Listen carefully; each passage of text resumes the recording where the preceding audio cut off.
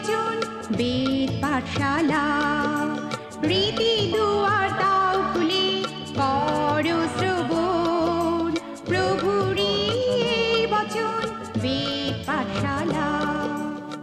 প্রিয় শ্রোতা বন্ধু, বেদ পাঠশালা অনুষ্ঠানে আপনাকে জানায় সাদর অভ্যর্থনা। আজ আপনি কি জীবনে স্বর্গীয় শান্তি লাভ করতে চান, আত্মিকভাবে ঈশ্বরের সান্নিধ্য লাভ করতে চান? তাহলে অবশ্যই শুনুন আজকের অনুষ্ঠান বেদ পাঠশালা।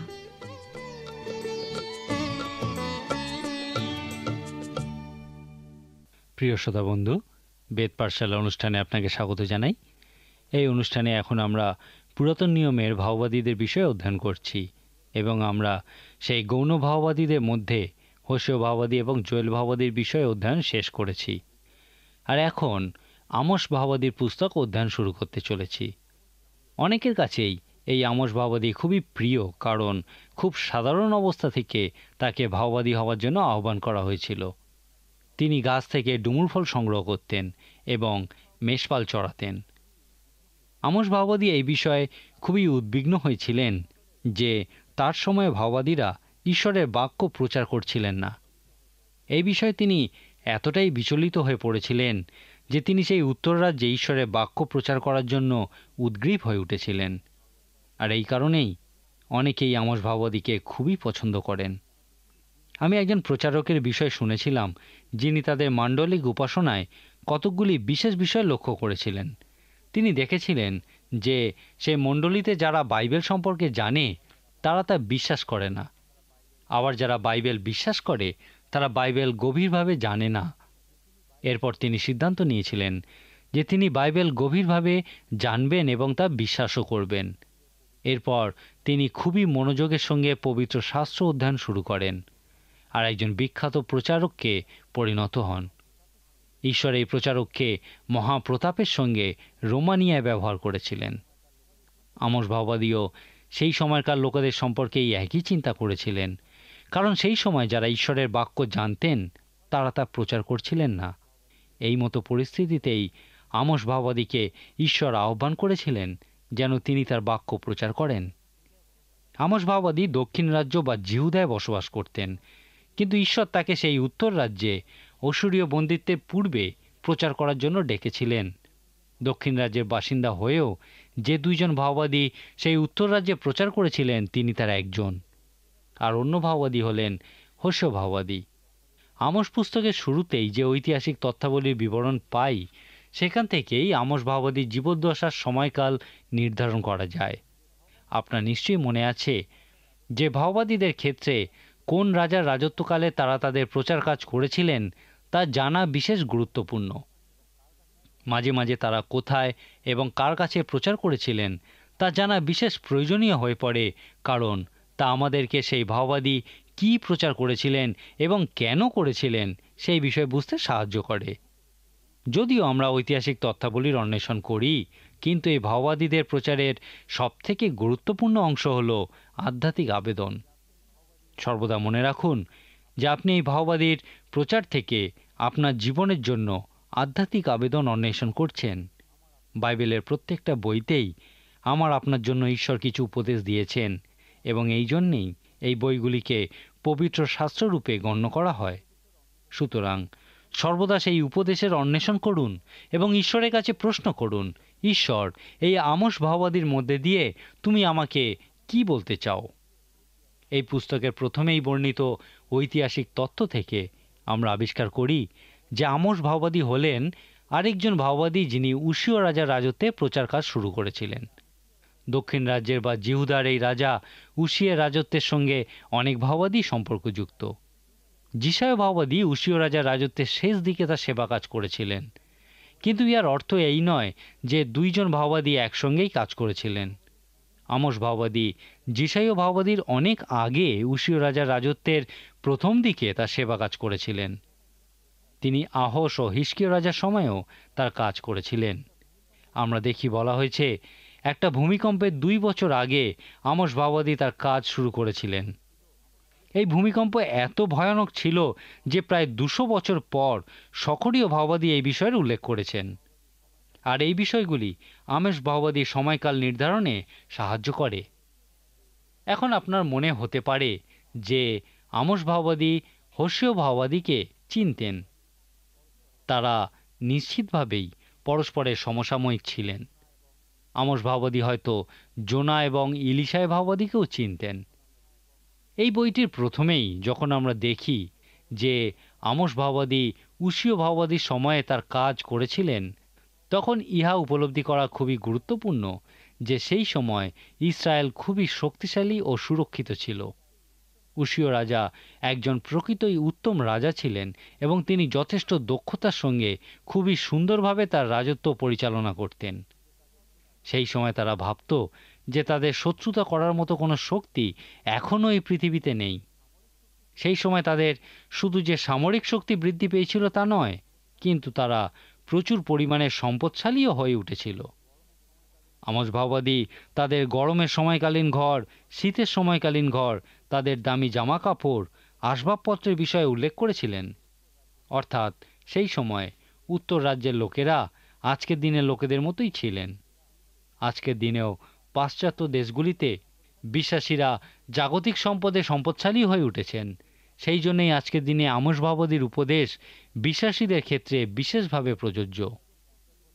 আমোস ভাওবাদীর প্রচার কাজের 50 বছর পর অসুরিয়ারা সেই উত্তর রাজ্য অধিকার করেছিল। যদিও উত্তর রাজ্যের লোকেরা খুবই সম্পদশালী ছিলেন, কিন্তু আমোস ভাওবাদী যেমন প্রচার করেছিলেন যে তাদের ধ্বংসের দিন খুব দূরে ছিল না, তা সত্য প্রমাণিত হয়েছিল। যাই হোক, আমোস ভাওবাদী যখন প্রচার করেছিলেন তখন উত্তর রাজ্যের লোকেরা প্রকৃতই বিরক্ত বোধ করছিলেন। আমোস ভাওবাদীও অন্যান্য ভাওবাদীদের মতোই খুবই দক্ষ প্রচারক ছিলেন। তারা প্রত্যেকেই খুবই সহজ সরল ভাষায় প্রচার করতেন। আমোস ভাওবাদীর ক্ষেত্রে ইহা বিশেষ করে সত্য, কারণ তিনি খুবই সাধারণ ব্যক্তি ছিলেন। তিনি খুবই সহজ ও সরল ও স্পষ্ট ভাষায় প্রচার করতেন। এই পুস্তকের 1 ও 2 অধ্যায়ে তিনি একটু বুদ্ধিমত্তার সঙ্গে এবং কূটনীতির সঙ্গে প্রচার করেছিলেন। তিনি শুরু করেছিলেন এমন বিষয় দিয়ে যা ইসরায়েলীয়রা শুনতে পছন্দ করত। আমোস ভাওবাদী সর্বদা সুসংবাদ আগে প্রচার করতেন এবং পরে পরে দুঃসংবাদ প্রচার করতেন। আমোস ভাওবাদীর পুস্তকটা পড়লে এবং তার ভবিষ্যৎবাণীগুলি গভীরভাবে লক্ষ্য করলে আপনি এই বিষয়টা বুঝতে পারবেন যে তিনি আগে সুসংবাদ দিতেন, তারপর দুঃসংবাদ দিতেন। তিনি তার শ্রোতাদের সেই দুঃসংবাদ সহ্য করার জন্য প্রথমে তাদেরকে প্রস্তুত করতেন। তিনি সুসংবাদ দেওয়ার মধ্যে দিয়ে তাদের মনোযোগ আকর্ষণ করতেন এবং তারপর তাদেরকে দুঃসংবাদ দিতেন। আমোস ভাওবাদী তার পুস্তকের প্রথম 2টি অধ্যায়ে সুসংবাদ রূপে সেই জিহুদার লোকদেরকে বলেছিলেন যে ঈশ্বর তাদের শত্রুদের বিচার করতে চলেছেন। আমোস ভাওবাদী তাদের শত্রুদের প্রত্যেকটা জাতির নাম ধরে ধরে বলেছিলেন যে ঈশ্বরের বিচার তাদের উপরে নেমে আসবে। এই কথা শুনে সেই জিহুদার লোকেরা খুবই আনন্দিত হয়েছিল। তারা প্রকৃত ইহা শুনতে ভালোবাসত যে ঈশ্বরের বিচার তাদের শত্রুদের উপরে নেমে আসতে চলেছে। তারপর আমোস ভাওবাদী যখন সুসংবাদ প্রচার করার মধ্য দিয়ে তাদের মনোযোগ আকর্ষণ করেছিলেন, তখন তিনি প্রচার করেছিলেন, জিহুদার 3টি অধর্ম প্রযুক্ত ও 4টা প্রযুক্ত আমি তাহার দণ্ড নিবারণ করিব না, কেননা তাহারা সদাপ্রভুর ব্যবস্থা অগ্রাহ্য করিয়াছে, তাহার বিধি সকল পালন করে নাই, কিন্তু তাহাদের পিতৃপুরুষেরা যে মিথ্যা বস্তুর অনুগামী হইয়াছিল তদ্বারা আপনারাও ভ্রান্ত হইয়াছে। অতএব আমি জিহুদার উপরে অগ্নি নিক্ষেপ করিব, তাহার জেরুসালেমের অট্টালিকা সকল গ্রাস করিবে। এই পর্যন্ত তিনি সেই দক্ষিণ রাজ্যের প্রতি ঈশ্বরের বাক্য প্রচার করেছিলেন। এরপর তিনি সেই উত্তর রাজ্যের প্রতি প্রচার করে বলেছিলেন, সদাপ্রভু এই কথা কহেন, ইসরায়েলের 3টা অধর্ম প্রযুক্ত ও 4টা প্রযুক্ত আমি তাহার দণ্ড নিবারণ করিব না, কেননা তাহারা রৌপের বিনিময়ে ধার্মিককে ও একজোড়া পাদুকার বিনিময়ে দরিদ্রকে বিক্রয় করিয়াছে। তারা দিনহীন লোকেদের মস্তকে ভূমির ধূলির আকাঙ্ক্ষা করে ও নম্র লোকেদের পথ বক্র করে এবং পিতা ও পুত্র এক যুবতীতে গমন করে, যেন আমার পবিত্র নাম অপবিত্রীকৃত হয়। আর তারা সমস্ত বেদির কাছে বন্ধক বস্ত্রের উপরে শয়ন করে ও অর্থদণ্ডে দণ্ডিত লোকেদের দ্রাক্ষারস আপনাদের ঈশ্বরের গৃহে পান করে। আমি তো তাদের সম্মুখে সেই ইমরীয়দিওকে উচ্ছিন্ন করিয়াছিলাম যে এরস বৃক্ষবৎ দীর্ঘকায় ও অলন বৃক্ষবৎ বলিষ্ঠ ছিল, তবু আমি ঊর্ধ্বে তাহার ফল ও নিচে তাহার মূল উচ্ছিন্ন করিয়াছিলাম। আর আমি তোমাদের পুত্রগণের মধ্যে কাহাকে কাহাকে ভাববাদী করিয়া ও তোমাদের যুবকগণের মধ্যে কাহাকে কাহাকে নাসরীয় করিয়া উৎপন্ন করিতাম। হে ইস্রায়েল সন্তানগণ, ইয়া কি সত্য নহে? ইয়া সদাপ্রভু কহেন।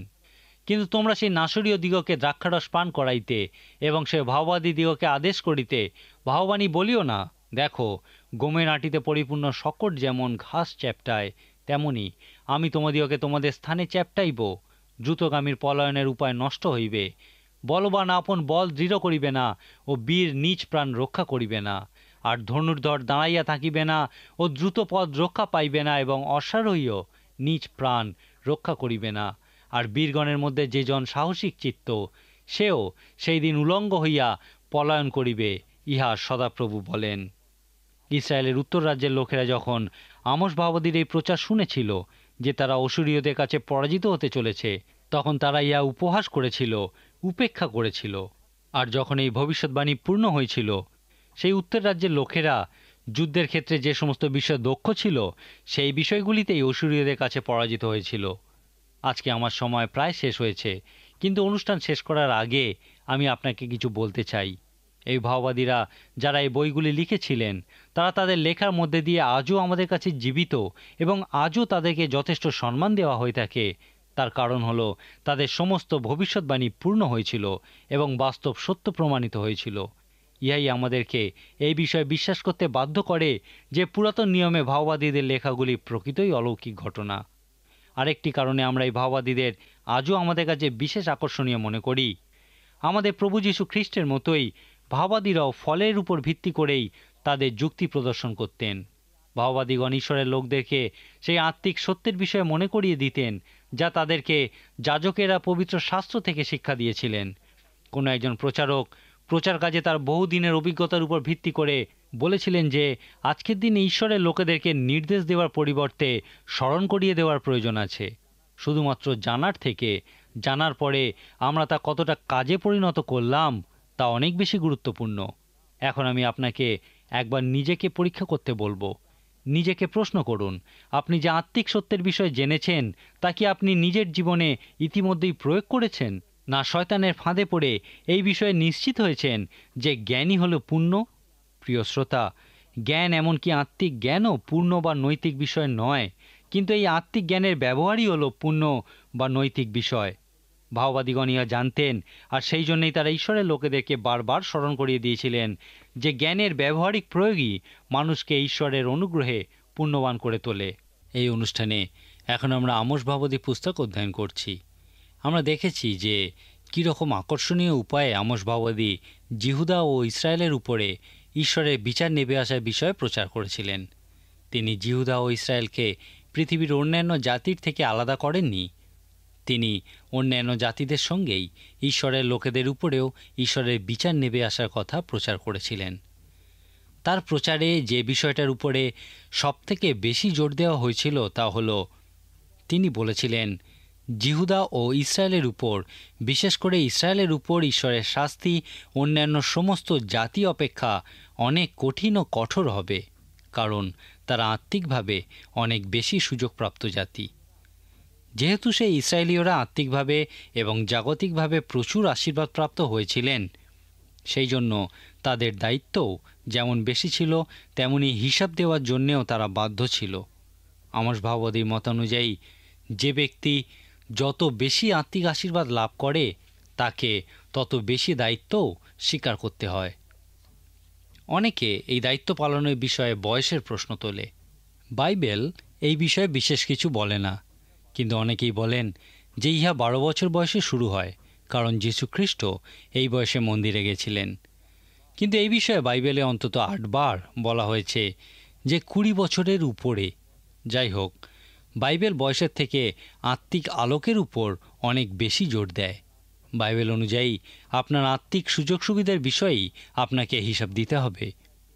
আমোস ভাওবাদী সেই ইসরায়েলকে সবথেকে গুরুত্বপূর্ণ যে বিষয়টার কথা বলতে চেয়েছিলেন, তা হলো ঈশ্বরের শাস্তি তোমাদের উপরে নেমে আসছে। অনেক ভাওবাদী এই একই বিষয়ে প্রচার করে বলেছিলেন, যদি তোমরা অনুতাপ করো তাহলে হয়তো এই শাস্তি তোমাদের পেতে হবে না। এই ক্ষেত্রে একটা বিষয় জানা উচিত যে তারা জিহুদা না ইসরায়েলের কাছে প্রচার করেছিলেন। জিহুদার কাছে এই কথা প্রচার করার সময় তারা দুটি বিষয় বলতেন। প্রথমত, তোমরা 70 বছরের মধ্যে সেই বাবিলীয় বন্দিত্ব থেকে ফিরে আসবে। এরপর তারা সেই শেষ সময়ে ইসরায়েলের নিজস্ব ভূমি ভৌগোলিক পুনরুদ্ধারের বিষয়ে বলতেন। তারা আত্মিকভাবেও ঈশ্বরের কাছে ইসরায়েলের ফিরে আসার কথা প্রচার করতেন। হোসেয় বা জোয়েল ভাওবাদী যখন ইসরায়েলের উত্তর রাজ্যের পুনরুদ্ধারের বিষয়ে প্রচার করতেন, তখন তারা সেই অসুরীয় বন্দিত্ব থেকে তাদের ফিরে আসার কথা প্রচার করতেন না, কারণ তারা খুবই স্পষ্ট করে বলেছিলেন যে সেই অসুরীয় বন্দিত্ব থেকে তারা কখনোই ফিরে আসবে না। সেই জন্যেই উত্তর রাজ্যের কাছে পুনরুদ্ধারের কথা প্রচার করার জন্য ভাওবাদীগণ শেষ সময়ের পুনরুদ্ধারের বিষয়ে প্রচার করতেন। তারা সেই জিহুদি জাতির ছড়িয়ে পড়ার বিষয়ে প্রচার করতেন। আর আজকে আমরা সেই ভবিষ্যৎবাণী পূর্ণ হতে দেখি। জিহুদিরা আজকে সমগ্র পৃথিবীতে ছড়িয়ে পড়েছে। আজকের দিনে আমরা মধ্যপ্রাচ্যে এই ঘটনা ঘটতে দেখি। ইয়েশকেল ভাওবাদী ভবিষ্যৎবাণী করেছিলেন যে ইসরায়েল জাতির একটা পতাকা থাকবে। আর আজকের দিনে আমরা ইসরায়েলকে একটা সংগঠিত জাতিরূপে তাদের নিজস্ব ভূমিতে বসবাস করতে দেখি। আমোস ভাওবাদী তার প্রচারের মধ্যে দিয়ে ভাওবাদীদের সংক্ষিপ্ত জীবন কথা খুব সুন্দরভাবে বর্ণনা করেছেন। তিনি বলেছেন, যখন কোনো সিংহ গর্জন করে, তার অর্থ হলো সে তার শিকারকে আক্রমণ করে ছিঁড়ে টুকরো টুকরো করতে প্রস্তুত। তিনি বলেছেন, আমার প্রচার হলো ঈশ্বরের গর্জন, এবং তোমরা জানো যে সিংহ আক্রমণ করার আগেই গর্জন করে। এখানে তিনি সেই অসুরীয় বন্দিত্বকেই সিংহের সঙ্গে তুলনা করেছেন। আমোস ভাওবাদী তার পুস্তকের প্রথম দিকে বলেছেন যে ঈশ্বর অনেকভাবে তাদের মনোযোগ আকর্ষণ করে তাদেরকে আসন্ন শাস্তির হাত থেকে বাঁচাতে চেয়েছিলেন। ঈশ্বর তাদেরকে অনাবৃষ্টি, দুর্ভিক্ষ, মহামারী দিয়েছিলেন। তাদের শহর ধ্বংস হয়েছিল, তবুও তারা ঈশ্বরের দিকে ফিরে আসেনি। আর এই জন্যেই ঈশ্বরের শাস্তি তাদের উপরে নেমে আসতে চলেছে। আমোস ভাওবাদী দর্শনের মধ্যে দিয়ে ঈশ্বরের শাস্তির বিষয়ে দেখেছিলেন। এই পুস্তকের 7 ও 8 অধ্যায়ে আমরা তার প্রথম দর্শনরূপে পঙ্গপালের বিষয়ে দেখতে পাই। আমোস ভাওবাদী দেখেছিলেন যে সেই ভয়ঙ্কর পঙ্গপাল তাদেরকে সম্পূর্ণ ধ্বংস করে দিয়েছিল। তখন তিনি সাধু মোশির মতো সেই ইসরায়েলীয়দের জন্য ঈশ্বরের কাছে দয়া ভিক্ষা করে বলেছিলেন, হে সদাপ্রভু, দয়া করো, কেননা সে ক্ষুদ্র। আর ঈশ্বর তাদেরকে ক্ষমা করে বলেছিলেন, ইহা হইবে না। এরপর আমোস ভাওবাদী আবার একটা দর্শনে মহা আগুন দেখেছিলেন, যা সমগ্র ইসরায়েলকে গ্রাস করছিল। তিনি আবার ঈশ্বরের কাছে ক্রন্দন করেছিলেন এবং ঈশ্বর বলেছিলেন, ইহাও হইবে না। এরপর থেকে এই বিষয়টা একটু গুরুতর হতে শুরু করে। আমোস ভাওবাদী তার পরের দর্শনটির বিষয়ে বলেছেন, দেখো, প্রভু ওলন হস্তে লইয়া ওলনের দ্বারা প্রস্তুত এক ভিত্তির উপরে দাঁড়াইয়া আছেন। আর সদাপ্রভু আমাকে কহিলেন, আমোস, তুমি কি দেখিতেছ? আমি কহিলাম, ওলন দেখিতেছি। তখন প্রভু কহিলেন, দেখো, আমি আপন প্রজা ইসরায়েলের মধ্যে ওলন সূত্র লাগাইতেছি, তাহাদিওকে আর অমনি ছাড়িয়া যাইব না। ঈশ্বর তাদের সরলতা পরীক্ষা করেছিলেন এবং তাদেরকে বক্র দেখেছিলেন, আর সেই জন্যই তাদেরকে শাস্তি দিতে চেয়েছিলেন। আমোস ভাওবাদী এরপর এক ঝুড়ি পাকা ফলের দর্শন দেখেছিলেন, আর ঈশ্বর তাকে বলেছিলেন যে এই ফল হচ্ছে ইসরায়েল জাতি, এবং তারা শাস্তি লাভ করার জন্য পরিপক্ক হয়েছে, আর এখন আমি তাদের শাস্তি দেব। এরপর আমোস ভাওবাদী আর 5টি দর্শনের মধ্যে সব থেকে ভয়ঙ্কর দর্শনটি দেখেছিলেন। তিনি বলেছেন, আমি প্রভুকে দেখিলাম, তিনি যজ্ঞবেদীর কাছে দণ্ডায়মান ছিলেন। তিনি কহিলেন, তুমি মাতলাতে আঘাত করো, দ্বারের গোবরাট বিকম্পিত হোক, তুমি সকলের মস্তকে তাহা ভাঙিয়া ফেলো, আর তাহাদের শেষাংশকে আমি খড়গে বধ করিব। তাহাদের মধ্যে একজনও পালাইতে পারিবে না, একজনও রক্ষা পাইতে পারিবে না। তাহারা পাতাল পর্যন্ত খুঁড়িয়া গেলেও তথা হইতে আমার হস্ত তাহাদিওকে ধরিয়া আনিবে, এবং আকাশ পর্যন্ত উঠিলেও আমি তথা হইতে তাহাদিওকে নামাইব। আর তাহার কর্মিলে সিংহে গিয়া লুকাইলেও আমি সেখানে অনুসন্ধান করিয়া তাহাদিওকে ধরিব। ঈশ্বরের শাস্তি থেকে তাদের বাঁচার কোনো উপায়ই ছিল না। আমরা দেখি লেখা আছে, বাহিনীগণের সদাপ্রভু তিনি দেশকে স্পর্শ করিলে তাহা গলিয়া যায় ও তন্নিবাসী সকলে শোকান্বিত হয়। এই শেষ দর্শনের মূল অর্থ ছিল ঈশ্বরের শাস্তি নেমে আসছে, এবং উত্তর রাজ্যের লোকেদের এই বিষয়ে কিছুই করার ছিল না।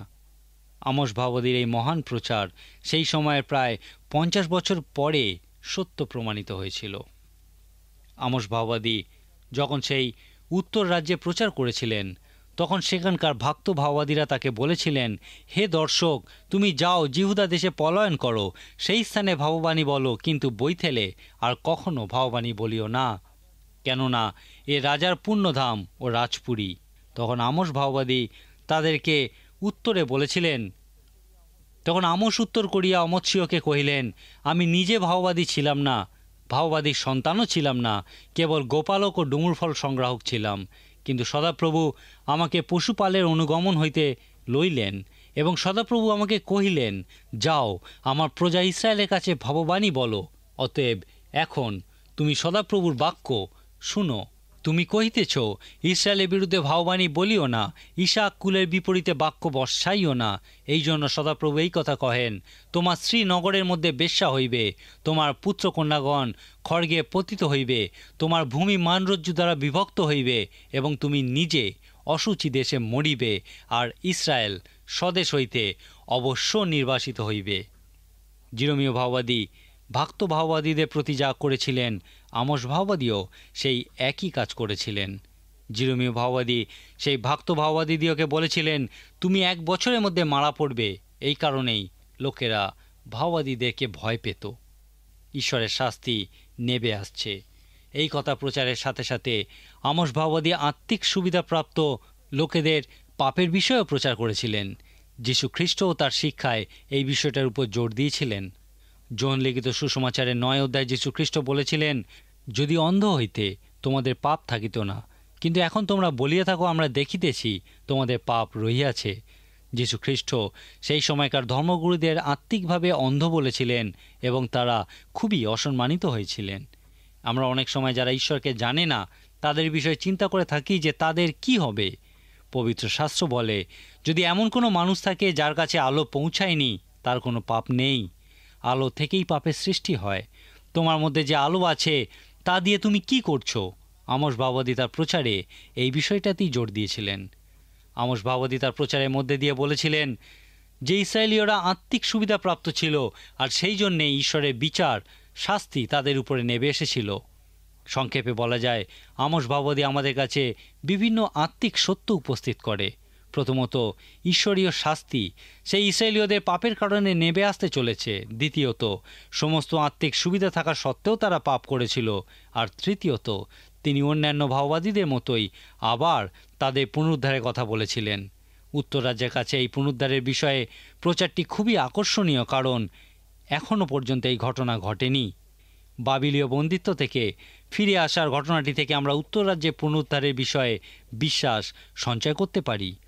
আর ইহা আমাদেরকে যীশু খ্রিস্টের দ্বিতীয় আগমনের বিষয়েও আশা যোগায়। আমরা ইসরায়েলীয়দের তাদের নিজস্ব ভূমিতে ফিরে আসতে দেখেছি। এই ভবিষ্যৎবাণীগুলির একটি অংশ ইহার মধ্যে দিয়ে পূর্ণতা লাভ করেছে। এই ভাওবাদীগণ এই বিষয়টার সাথে সাথে সেই ইসরায়েলীয়দের ঈশ্বরের কাছে আত্মিক প্রত্যাবর্তনের বিষয়েও বলেছেন।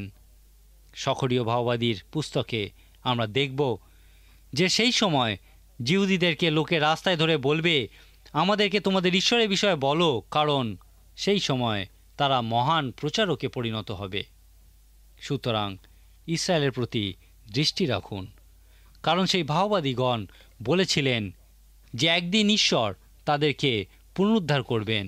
যদি আজকের দিনে আপনি এই সমস্ত ভবিষ্যৎবাণীগুলির পূর্ণতা দেখতে চান, তাহলে সেই ইসরায়েলের দিকে আপনার দৃষ্টি অবশ্যই নিবদ্ধ রাখুন। আমোস ভাওবাদীর প্রচার অনুযায়ী সেই ইসরায়েল আজকে মরুভূমি থেকে ধীরে ধীরে শস্যভূমিতে পরিণত হচ্ছে। আরেকটি বিশেষ আকর্ষণীয় বিষয় হচ্ছে, জিহুদিরা ধীরে ধীরে মশীহকে বিশ্বাস করতে শুরু করেছে, আর ইহা তাদের আত্মিক প্রত্যাবর্তন সংক্রান্ত ভবিষ্যৎবাণী আংশিক পূর্ণ করেছে। আজকের দিনে আমরা পৃথিবীতে এই বিষয়টির সত্যতা বিশেষভাবে প্রত্যক্ষ করছি, অর্থাৎ ঈশ্বর ইসরায়েল জাতিকে ভৌগোলিক ও আত্মিক দুটি ক্ষেত্রেই পুনরুদ্ধার করা শুরু করেছেন। আপনি কি আত্মিকভাবে ঈশ্বরের নিকটবর্তী? আমরা আপনাকে সেই ঈশ্বরের সম্পর্কে আরও অনেক কিছু বলতে চাই, যিনি আপনার ভবিষ্যৎ বিষয়ে বিশেষ আগ্রহী। আজকে আমার সময় এখানেই শেষ। আশা করব পরের দিন আপনি অবশ্যই আমাদের সঙ্গে এই অনুষ্ঠানে উপস্থিত থাকবেন, যখন এই বিষয়ে আমরা আরও বেশি কিছু আলোচনা করব। আজকের মতো তাহলে এখানেই শেষ করি।